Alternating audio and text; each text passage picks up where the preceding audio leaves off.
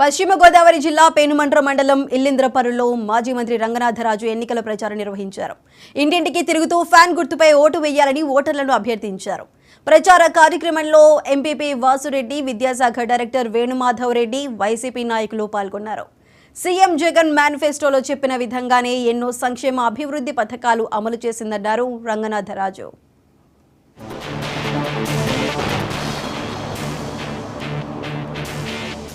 సందర్భంగా 5వ రోజు ఈరోజు పెనుమంట్ర గ్రామ మండలంలో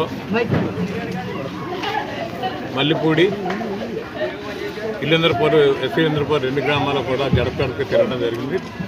ప్రజల్లో మంచి స్పందన రావడం జరిగింది. ఇక్కడ కూడా వాసిరెడ్డి గారు, పెనుమంట్ర మండలం ఎంపీపీ వాసిరెడ్డి గారు, సర్పంచ్ గారు, ఎంపీటీసీ అందరూ కూడా నియోజకవర్గ స్థాయిలోని నాయకులందరూ వచ్చి పెద్ద ఎత్తున గ్రామంలో ఉన్న మహిళలు అందరూ కూడా ఇంట్లో ఎవరు లేకుండా అందరూ కూడా రోడ్డు మీదకి వచ్చినా కూడా ప్రచారం చేయడం జరిగింది. ఎంతో జగన్మోహన్ రెడ్డి గారు ఇచ్చిన